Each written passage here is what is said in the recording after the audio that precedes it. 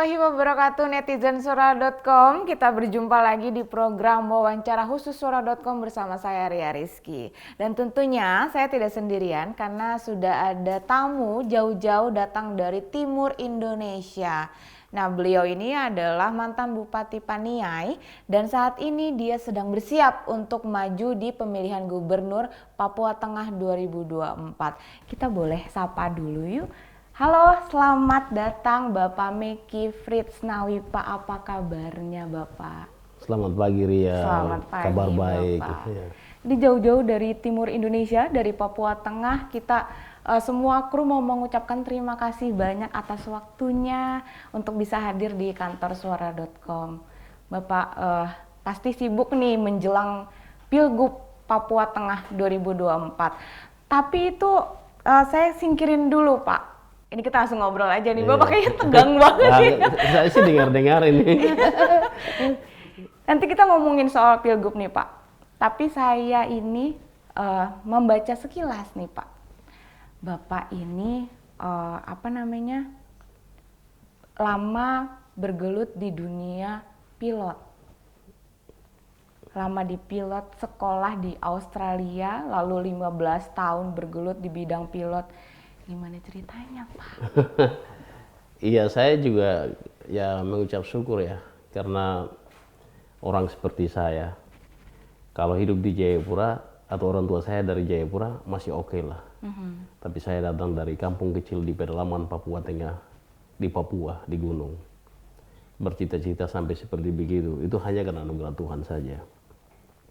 Saya bisa datang jalan kaki. Saya sudah dari SD kelas 1 tuh sudah merantau ke Timika untuk sekolah.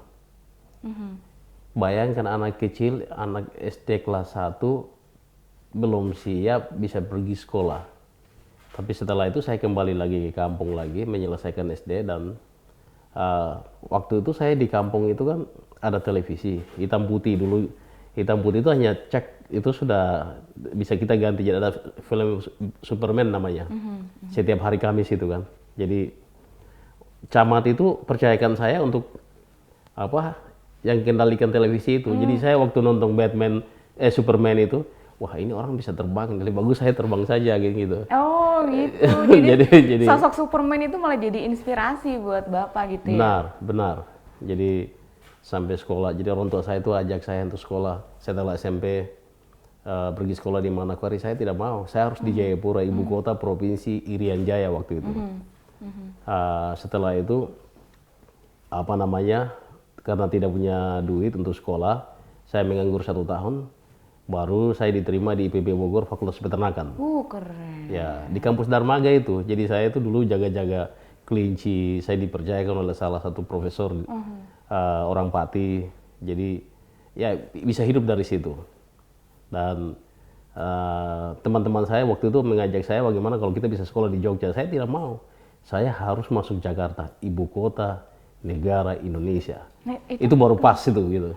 Kenapa harus di ibu kota Jakarta pada saat itu? Emang apa bayangan Bapak pada saat itu? Saya pikir Jakarta itu kan ibu kota, jadi ngapain kita dari kampung pergi sekolah yang di pinggiran dari Jakarta gitu. Jadi ya cita-citanya harus masuk Jakarta dan itu terwujud dan harus ke luar negeri dan itu juga terwujud. Jadi saya puji Tuhan, walaupun dengan hidup orang tua saya yang hanya guru penginjil di pedalaman Papua, bisa dapat kesempatan yang luar biasa. Dan akhirnya bisa menjadi penerbang dan terbang di hampir seluruh Indonesia. Waktu itu saya masuk di Susi Air, saya terbang di Jawa sini. Pernah jadi pilot pribadinya Ibu Megawati waktu calon presiden dengan Pak Prabowo wakil presiden. Nah ini menarik buat dikulik nih. Iya. Ngapain aja di dalam pesawat itu? Wah itu capek itu. Oke nanti disimpan dulu ya gitu. Iya. Kalau mau bawa pejabat itu kan capek. Capek tunggu, capek salah, jangan sampai salah gitu kan. Tapi kita dipercayakan untuk bagaimana bisa menjadi pilot untuk Ibu Megawati calon presiden waktu itu. Ya terbang di Sumatera dan Kalimantan. Jadi hampir Indonesia ini sudah pernah kita melayani. Masih ingat nggak umur berapa pertama kali nih launching sebagai pilot gitu? Sebenarnya dari kecil karena kita melihat misionaris kan. Jadi misionaris itu dia terbang pagi, wih orang bule ya bisa ya.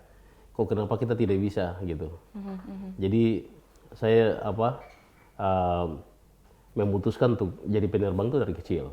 Oke. Ya waktu main-main di kampung gitu, kamu jadi penumpang saya gitu ya.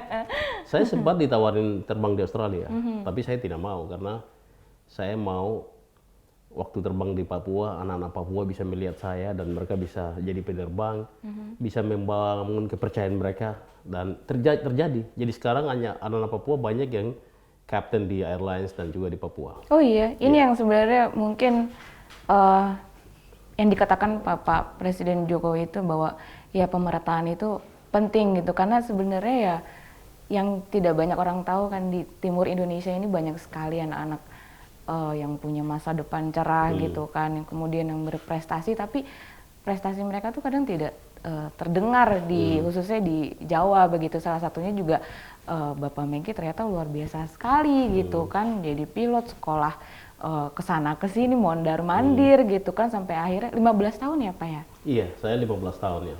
15 tahun. Nah itu mungkin dari 15 tahun itu Bapak Meki mungkin pernah berdinas khusus di Papua gitu, yang seperti masyarakat lihat kan yang kayak bule-bule itu pakai pesawat-pesawat kecil, itu Pak Meki pernah? Saya 10 tahun tuh di Papua. Oh Jadi, gitu. Jadi saya masuk di kampung-kampung, jadi ya dari 10 tahun itulah saya melihat bahwa wah kalau saya jadi bupati bisa bagus ini kan gitu. Iya, jadi karena saya bawa anak-anak kecil, jadi masih seperti 30 tahun lalu saya pergi sekolah di Timika, seperti begitu anak-anak kecil datang ke Jayapura kan, karena tidak ada guru, ibu-ibu hamil, pendaran, itu saya terbangkan mereka itu. Jadi satu tantangan yang luar biasa, tapi juga satu pelayanan yang luar biasa. Bagaimana kehadiran kita, ada lapangan-lapangan di Papua itu kan jam-jam tertentu tidak boleh masuk karena angin. Tapi ada pasien atau ibu pendaran mau melahirkan tapi susah, ya kita berdoa, kita paksa masuk, Tuhan tolong, kita keluarkan dan selamatkan ibu dan anak.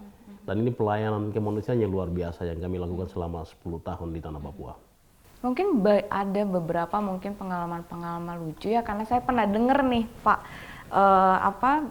candaannya komika Ari Kriting. Dia membandingkan pesawat di sana dengan pesawat komersil di sini gitu. Kalau di sana itu kita bisa berdampingan dengan babi-babi gitu yang dibawa gitu. Emang kondisinya seperti itu Pak? Ya kadang-kadang kalau dulu seperti begitu, sekarang kan ada cargo pod, jadi pesawat itu sudah mulai semakin ini, jadi bisa isi di cargo pod, tapi penumpang di atas gitu. Jadi ada yang seperti begitu, karena tidak ada cara lain. Jadi orang Papua itu lahir langsung lihat pesawat, tidak pernah lihat kapal, tidak pernah lihat mobil, orang kaya itu. Jadi kita termasuk orang kaya karena kita langsung lihat pesawat, langsung terbang. Kita tidak tahu lautnya seperti apa. Karena dari gunung ke gunung kalau saya lihat kan, naiknya dari bukit, turunnya juga di bukit juga gitu ya, ada yang seperti itu ya Pak? Banyak lapangan terbang, jadi kalau jalan kaki itu bisa 6 jam, kalau pesawat hanya 2 menit, 3 menit gitu ya. Karena dia harus turun dulu, dia naik lagi, balas gitu. Dan jadi, mereka itu seperti itu tuh hanya untuk berkegiatan sehari-hari kan Pak? Ada yang anak sekolah, jadi anak sekolah itu ada yang tinggal di kampung sebelah, mereka tidak punya sekolah, jadi mereka harus pergi sekolah. Ada yang pasien, umpamanya orang sakit, yang ada hanya di ibu kota kecamatan atau distrik.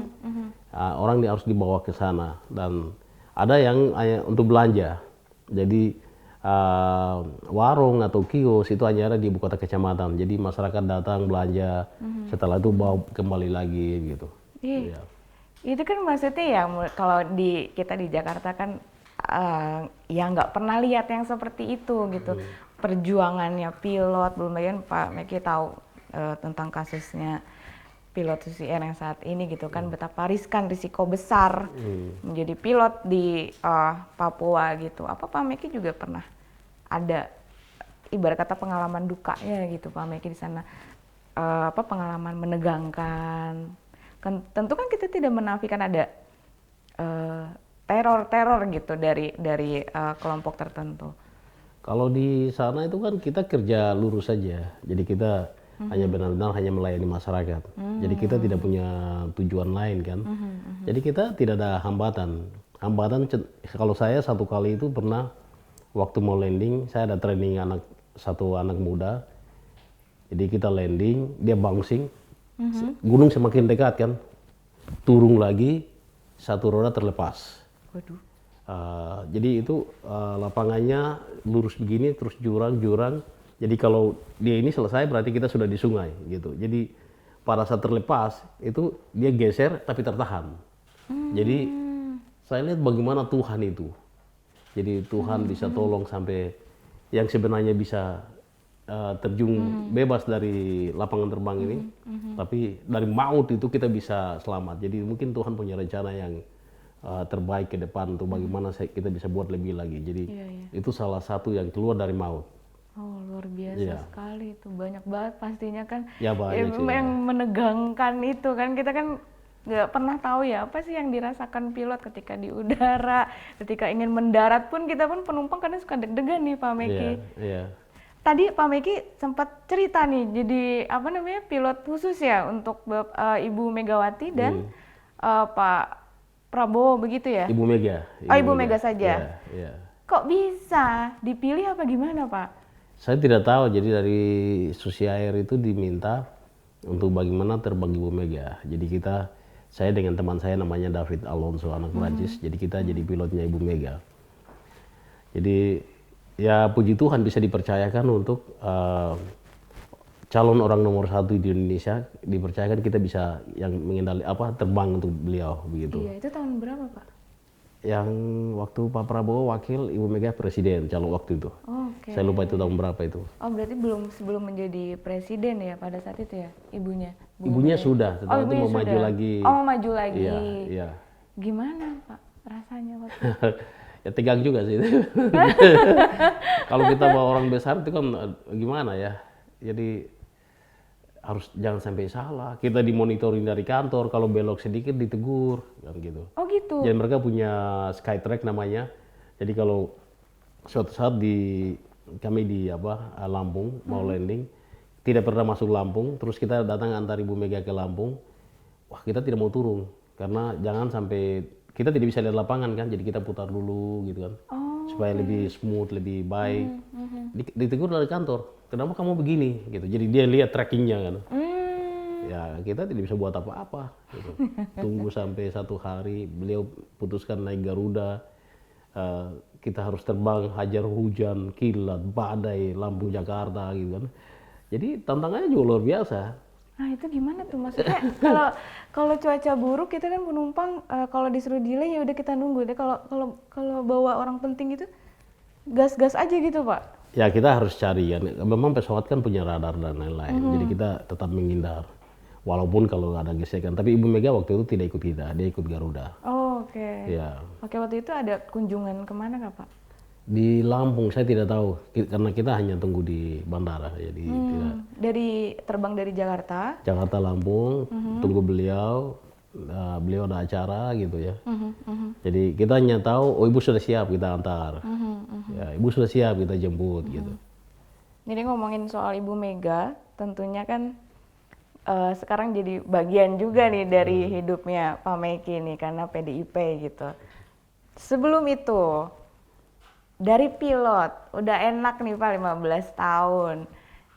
Jam kerja udah tinggi banget, bisa dikatakan senior ya Pak? 15 tahun udah senior ya? Sekitar 12.000 jamnya. Iya itu udah jadi senior gitu. Kenapa memutuskan untuk banting setir Pak ke dunia politik nih? Siapa sih yang ngegeret-geret Bapak untuk masuk ke dunia politik? Sebenarnya sih saya juga gimana ya, setelah dapat jadi bupati itu agak sedikit menyesal gitu ya. Kok begini ya dunianya gitu. Gimana Pak?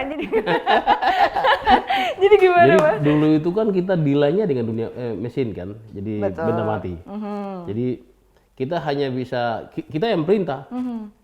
Jadi what you say, what you do gitu. Jadi semua itu perfect. Apalagi Anda menjadi seorang pilot yang profesional, safe, competent pilot. Itu kan kalau Anda bilang kecepatan 60, 60.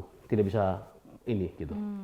Jadi apalagi kita masuk di gunung ya, dengan lapangan 300 meter, 350 meter, dengan slope yang 24%, 18%, itu kan tidak mudah. You harus well trained gitu. Jadi semua yang kita bilang, saya bisa merasakan, oh ini angin dari belakang, ekor goyang, sekian knots, bisa gitu. Karena memang sudah hidupnya sudah di situ, pekerjaan saya sudah di situ. Masuk ke dunia politik, itu tidak bisa gitu. When you say something, they do different way gitu. Jadi saya sempat cerita sama istri saya, kita mundur aja, kita hidupnya aman kok, ngapain kita ada di sini kan gitu. Semua yang Anda buat di mata orang yang tidak suka dengan Anda itu pasti tidak baik di dunia ini. Padahal kita itu sudah punya, ya apa yang kita cari sih? We just wanna do something for the people gitu loh. Jadi if we can bless somebody, itu the way that we choose. Jadi kita kan seperti begitu. Akhirnya ya bagaimana ya, saya memutuskan waktu itu maju bupati itu karena saya melihat bahwa kita dapat otonomi khusus di tanah Papua. Tapi saya masih terbang anak-anak kecil sekolah di Jayapura. Ibu-ibu hamil masih sekolah, ini saya terbangin. Jadi mereka harus ke Jayapura. Kok ini salah ini, something wrong gitu.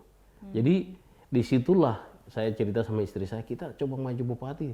Kita coba buat sesuatu yang berbeda gitu. Jadi syukur karena waktu itu saya harus lawan incumbent head to head, dan saya menang 71%. Ya, dan itu hanya karena Tuhan saja. Nah tapi kan maksudnya apa ya? Ada beberapa orang memang sudah siap terjun ke dunia politik karena dia menjalani beberapa pendidikan di khusus dunia politik gitu kan, ada namanya sekolah pendidikan segala macam. Kalau Pak Meki kan ini bener-beneran kasarnya tuh ya buta lah gitu soal gejolak politik gitu kan di Papua segala macam. Ini ngeraba-rabanya gimana Pak Meki pada saat itu? Jadi atau punya mentor, mungkin ada mentor khusus di sana? Ya jadi kalau di Papua itu kan siapapun di gunung ya, siapapun yang mau maju bupati itu dia butuh pesawat. Gimana kok bisa gitu Pak? Ya karena seluruh logistik, kotak suara, panitia penyelenggara semua kan pakai pesawat. Terus calon-calon bupati dia nego dengan siapa, kan kita ikut itu. Walaupun kita bukan pemain gitu. Jadi pilot bisa menjadi penentu. Walaupun kita profesional saja, ya terbang juga. Yang penting bayar di kantor kita ini kan. Jadi oh gini ya cara mainnya gitu. Mulut diem tapi kuping mendengar ya Pak. Iya. Oh gini ya. Gini ya. Jadi kita itu kadang-kadang diminta, Dek, besok tolong bantu ya. Ada tim saya masuk ke sini. Oh siap. Gitu. Besok saya mau geser logistik ke sini. Ah siap. Jadi kita ya dengar-dengar, dia lihat, oh ya gini ya caranya, gitu.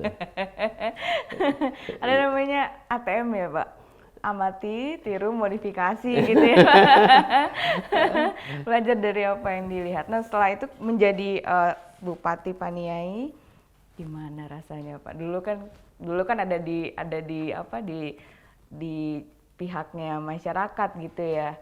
Oh ini bupati seperti ini. Nah sekarang rasanya jadi bupati pada saat itu ya, rasanya jadi bupati gimana Pak Meki? Kalau menurut saya biasa-biasa saja. Iya. Tidak ada bedanya. Tidak ada bedanya. Bedanya itu satu. Waktu Anda hadir pada saat rakyat menangis, waktu Anda hadir pada saat orang butuh sekolah dan Anda sekolahkan mereka, dan waktu Anda hadir pada saat mereka susah. Ya.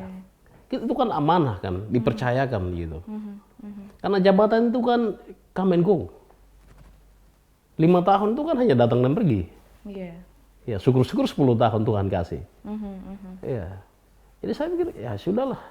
Karena saya sudah hidup baik, sudah ini, saya juga tidak kaget dengan semua yang ada gitu ya. Itu kalau misalnya apa ya, pada saat ibarat kata berkantor lah gitu. Apakah banyak rakyatnya Bapak atau warga Bapak gitu setiap hari datang ke kantor Bapak tuh masukin beragam macam keluhan gitu ya Pak Meki ya. Posisinya itu kan ada di Pak Meki pada saat Pak Meki masih jadi masyarakat biasa gitu ya. Itu apa yang dirasakan gitu sama Pak Meki gitu? Jadi kalau waktu jadi pejabat seperti bupati gubernur, enaknya hanya satu. Apa tuh Pak? You make decision. Oke. Sudah, itu sudah. Jadi Anda membuat keputusan yang benar, jadi yang benar. Anda buat keputusan yang salah, jadi salah. Karena kewenangan sudah ada di Anda.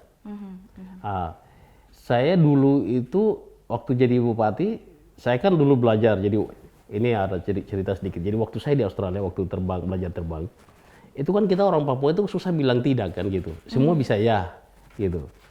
Jadi saya itu ketinggalan, jadi ada teman saya ajak saya main bola yuk, main bola gitu ya. Saya beli satu buku, saya tulis dari halaman pertama sampai terakhir, no. Jadi pada saat saya masuk jadi bupati, bawa proposal, saya tidak jawab semua. Saya bilang tidak. Anda kerja, saya lihat, saya bantu. Kalau hanya proposal saja, saya tidak mau bantu. Oh. Iya. Oh, jadi ada juga ya Pak di sana yang kayak gitu ya? oh iya, iya. Merata ya kalau kayak gitu. Jadi ya? saya itu salah satu bupati Papua yang pelit. Tapi saya buat program. Jadi saya buat program tanam kopi. Kita sudah berhasil tanam 530 hektar kopi Arabica. Okay. Petani yang tanam kopi dapat bayar 1 bulan Rp2.500 per pohon. Satu petani itu bisa menghasilkan uang sampai 28 juta per hari ini. Oh. Jadi pemerintah bayar. Jadi kita bukan hanya oh ini pupuk, itu kita tidaklah. Tapi kita memberikan insentif.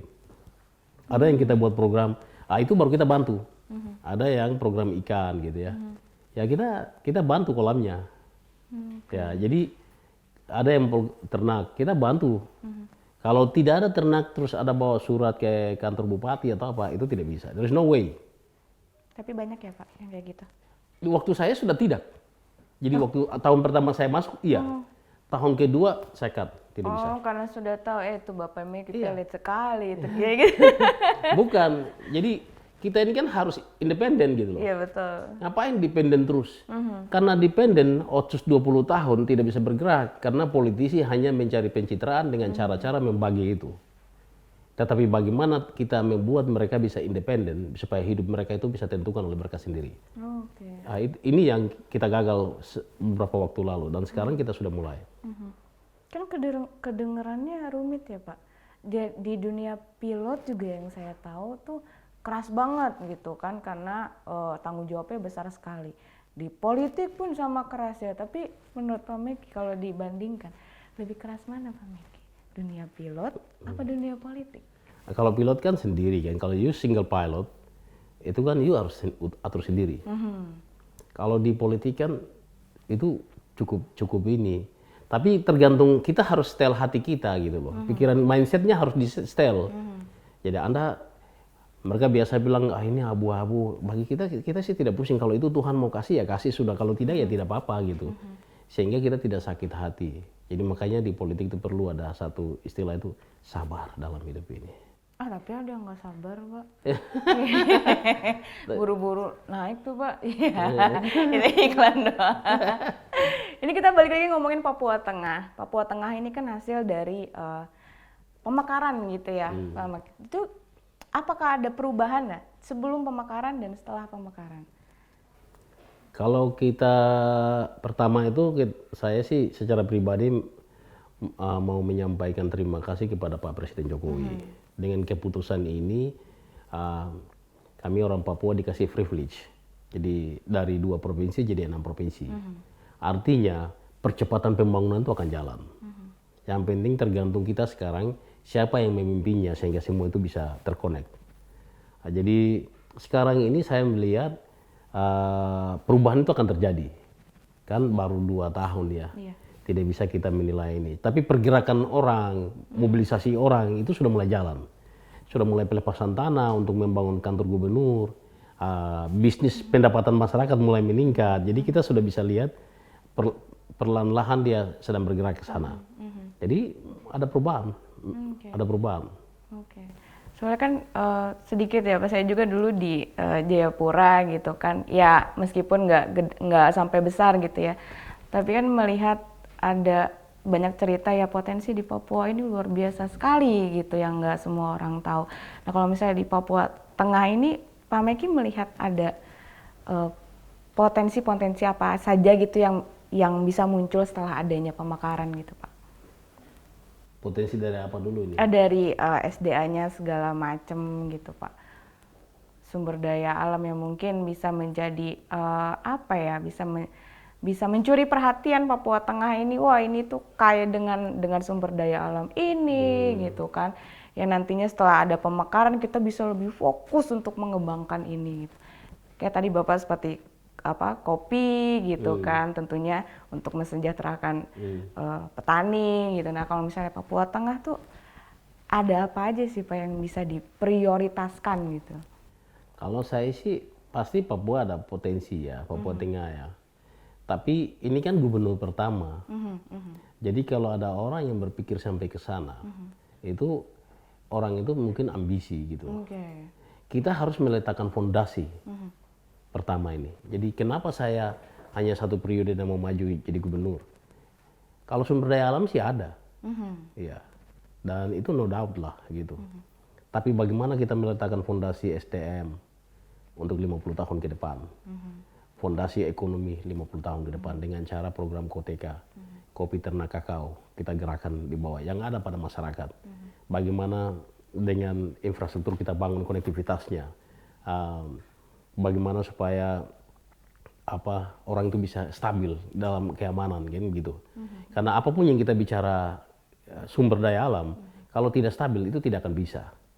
Jadi gubernur pertama di Papua Tengah dan bahkan provinsi-provinsi Papua yang baru mekar, tujuan kita satu, kalau saya ya, bagaimana kita membangun fondasi, fondasi yang kuat. Setelah orang Papua sudah siap, Papua Tengah sudah siap, setelah infrastruktur sudah siap, konektivitas dan lain-lain, baru kita membicarakan tentang bagaimana mengelola sumber daya alam yang ada. Sehingga mereka merasa tuan di atas tanah mereka. Saya pikir itu. Ini kayaknya sudah siap sekali nih Bapak maju nih. Tapi kan kalau maju harus ada dukungan dari partai gitu ya. Siap. Sudah ada PAN ya, PAN, kemudian PBB, terus kalau PDIP belum ya Pak ya? Kalau PDIP kan sudah kasih saya surat tugas. Oh sudah? Surat tugas. Oke, berarti langkah selanjutnya adalah ada penjajakan nih, partai mana lagi nih yang mau dijajaki Bapak Meki nih? Ya sementara ini kan berjuang. Jadi partai-partai juga kan tidak seperti dulu. Sekarang mereka mau dukung orang menang. Ya. Sekarang dunia sudah terbuka. Orang bisa akses kan. Jadi Papua Tengah kan itu kelihatan tuh. Jadi ya kita lihat, tapi partai mulai dukung kayak kita. Hari ini saya akan dapat P3 hari ini juga. Oh iya, berarti udah 3 atau masih ngobrol-ngobrol nih sama P3? Kalau lihat ini kelihatannya 50% nih dari parlemen. Oh udah tuh 3 partai. Iya. Udah mau apa lagi Pak? Tinggal maju sudah. Ya kita lihat lah ya. Namanya politik kan dinamis ya. Kita tetap percaya bahwa kita ada di sini hanya karena rencana Tuhan dan kita lihat ke depan seperti apa. Tapi kan Pak Meki ini semisal nih ya, kita aminkan dulu lah. Kalau misalnya jadi nih, jadi kan jadi gubernur pertama nih. Iya. Kalau misalnya jadi gimana ya maksudnya? Nggak bisa lihat ke belakang yang udah-udah gitu kan? Apa mau lihat dari gubernur yang di provinsi lain atau gimana tuh? Oh enggak, kita harus punya model sendiri. Kita harus punya model sendiri. Yang baik kita ambil. Yang tidak baik kita perbaiki. Ya kan? Iya, betul. Jadi kita tidak mungkin sempurna kan. Ya, pasti kita butuh orang banyak. Betul. Kita lihat dari yang sebelah tetangga gitu kan. Jadi saya pikir yang baik kita ambil, yang tidak baik kita perbaiki supaya ke depan Papua Tengah kita persiapkan kan 2045 tahun emas Indonesia Merdeka. Indonesia emas. Ya, kita berharap no one left behind. Kita masih punya 20 tahun lagi untuk kejar kan. Jadi kalau kita bisa letakkan fondasi yang bagus, kita bisa menggerakkan dari seluruh sisi pemberdayaan ekonomi rakyat sehingga orang itu punya penghasilan sendiri dengan baik, konektivitas supaya mobilisasi ini jalan, harga pangan kita kasih turun, itu akan akan kita bisa kejar di 2045. Bapak Meki sudah tahu lawan-lawannya siapa nanti? Misalkan Ya yang itu saja. Oh, iya. Ya, yang itu. Jadi ya kita sudah tahu lah kekuatannya di mana dan kelemahannya di mana. Saya penerbang masuk, pengalaman saya sih saya menang besar lawan incumbent. Di pemilihan parlemen di 2019 yang saya dukung selalu menang besar. Saya kasih PKB itu 100% suara ke DPR RI. Iya, kali ini juga menang besar. Artinya bahwa ya kita sudah siap, kita sudah siap. Di Papua Tengah kan sudah kelihatan, tidak bisa kita manipulasi. Sudah selesai. 2 daerah pemilihan umum, 6 daerah sistem noken. Betul. 6 daerah ini 4 kabupaten saya, 3 lah. Tinggal cari yang lain wakil, selesai ini. Ya. Kalau non Papua kan kita tinggal memberi jaminan, nanti kita buka lapangan pekerjaan, keamananmu stabil, ekonomi harus jalan, sekolah anakmu jalan. Kan semua selesai itu. Ya. Penasaran sih tapi Pak Meki ya, maksudnya kalau artis sih masih biasa ya terjun ke dunia politik udah punya popularitas gitu. Tapi kalau misalnya seorang pilot ya Pak Meki, ada nggak ilmu-ilmu di dunia pilot yang dimodifikasikan pas terjun ke dunia politik malah berhasil gitu? Ada nggak? Kalau kita sih ya biasanya presisi ya. Jadi kalau keputusan-keputusan yang kita ambil itu kan urusan nyawa. Contohnya di daerah pedalaman kita mau masuk, angin bergerak. Wah ini kalau saya masuk bisa masuk sih, tapi keluar susah. Berarti saya bermalam ini. Resikonya kita sudah tahu. Gitu. Iya. Kalau awan besar, terus petir, kalau saya masuk resikonya ini yang nanti terjadi. Iya. Jadi lebih akurat daripada politisi. Nah kalau misalnya sudah kebiasaan akurat presisi, terus kemudian masuk ke dunia politik yang begitu cair sekali, itu gimana Pak Meki? Ya kita kan kerja, kita kan akan tahu nih. Kadang-kadang kan miring, kadang-kadang ini kan. Tapi di Papua Tengah ini kan siapa yang pegang sistem dia menang. Kita sudah kerja dari tahun lalu. Seenggaknya udah ada pemetaan dikit ya Pak Meki. Ya mau bilang pemetaan bagaimana ya? Ya kita berdoa supaya bisa jalan ini semua ini. Iya benar. Pak Meki sudah persiapannya sudah sejauh apa nih untuk maju Pilgub Papua Lahir Tengah? batin. Iya. Kalau dari istri mungkin ada pesan atau apa gitu? Ya istri saya sih selalu berdoa dan dia selalu biasa ada tanda kan. Jadi sementara ini bilang Bapak maju saja. Nggak ada kekhawatiran gitu dari istri karena kan semakin tinggi mungkin anginnya akan semakin kencang gitu kan. Oh kalau itu kan kita hadapi ini kan. Jadi istri sudah tahu memang harus begitu. Ya. Anak-anak juga, jadi saya minta izin sama anak-anak, minta izin sama istri. Saya sampaikan sama mereka bahwa 5 tahun terakhir ini Bapak tidak ada waktu. Sekarang Bapak mau dipercayakan. Menurut kamu bagaimana? Mereka bilang Bapak maju. Bahkan anak saya yang perempuan sampaikan sama kami bahwa kalau orang baik seperti Bapak tidak bisa jadi gubernur, nanti penjahatlah yang akan menguasainya. Kita berdoa, saya berdoa setiap jam 5 untuk Bapak maju. Saya juga tercengang ya, bisa ya gitu ya. Umur berapa tuh Pak Meki, mohon maaf? Anak saya yang sekarang ini kan umur 14 tahun. Oh, sudah sekritis itu pemikirannya ya Pak Meki? Iya. Oke. Jadi terus kita berdoa, terus saya minta izin lagi di masyarakat, berdoa. Jadi semua mereka bilang sudah maju. Karena ini bukan persoalan siapa jadi gubernur. Tapi bagaimana meletakkan fondasi seperti tadi itu. Iya. Kalau fondasi rusak tidak akan bisa itu. Kita mau gusur orang itu setengah mati. Gitu. Jadi dari awal kita sudah tata karena ini provinsi baru. Betul. Iya. Setengah mati tuh Pak. Setengah mati, sorry. Iya enggak, Itu maksudnya susah iya, gitu iya, ya. iya maksudnya setengah mati. Enggak, maksudnya emang kayak gimana apa kondisi setengah mati yang dimaksud Pak Meki itu? Ya kadang-kadang kan orang mau jadi pejabat itu kan berpikir hanya punya uang. Dia bisa beli orang kan gitu. Tetapi hal-hal prinsipal untuk bagaimana supaya bisa perdayakan orang-orang kecil, itu dia lupakan. Pada saat waktu berjalan, ada orang baru naik dan mau perbaiki sistem yang rusak ini, itu susah. Oke. Iya, contohnya di Jakarta, kita mau gusur orang, itu setengah mati. Nah, di Susah. Papua pun begitu. Oh iya pastilah, pasti. Maka itu dari awal kita letakkan yang baik, bagaimana supaya kita bisa kita dukung semua pihak yang bisa punya sumbangsi kepada pemerintah dan masyarakat Papua Tengah, semua saya pikir bisa jalan yang baik. Restu dari istri sudah ada, bahkan didukung penuh oleh anak-anak. Dari Pak Meki sendiri, senjatanya apa nih yang dipersiapkan untuk maju Pilgub? Ya kalau kita kan sudah tahu mau maju itu apa saja yang kita harus siapkan. Jadi kita sudah siap lahir batin. Oke.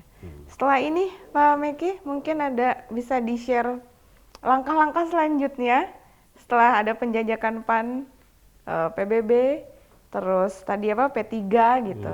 Mungkin ada rencana ke depannya lagi? Ya kita kan tinggal tunggu apa 1-2 partai lagi keluarkan rekomendasi, sudah final. Tim saya di bawah sudah kerja sudah per kampung atau per desa kalau di sini ya sudah jalan. Besok hari Minggu itu kita ada rembuk pemuda, jadi anak-anak milenial di Papua Tengah. Apa tuh Pak? Rembuk pemuda. Oh, rembuk pemuda. Iya. Jadi anak-anak muda itu kita kumpul, kita mau sampaikan ini masa depan kamu loh. Oke. Gitu loh. Jadi milenial itu kita akan panggil semua, kita buat stand up komedi begitu. Terus ada acara-acara di Timika. Jadi kita mau bakar mereka. Jadi kalau kamu lupa hari ini, masa depan kamu akan rusak. Ini sudahlah saatnya untuk kita sama-sama membangun. Karena kita kerja hari ini untuk masa depan anak-anak muda ini. Iya. Baik. Jadi sudah inilah, sudah jalan. Pak Meki mungkin ada closing statement terkait apa ya kayak pesan Pak Meki sebenarnya untuk masyarakat Indonesia. Papua Tengah itu seperti apa?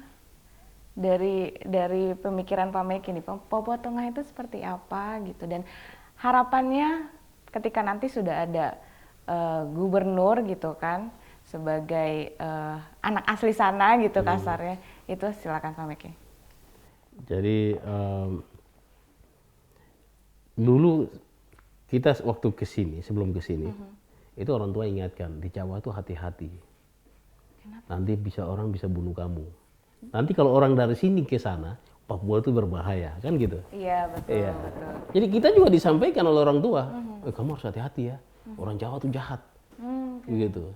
Jadi ini yang bagaimana kita membuka tabir ini bahwa tidak semua yang kita dengar di media atau apa itu benar. Papua Tengah ini kan sebenarnya sudah banyak orang mulai tahu karena banyak sumber daya alam yang cukup luar biasa.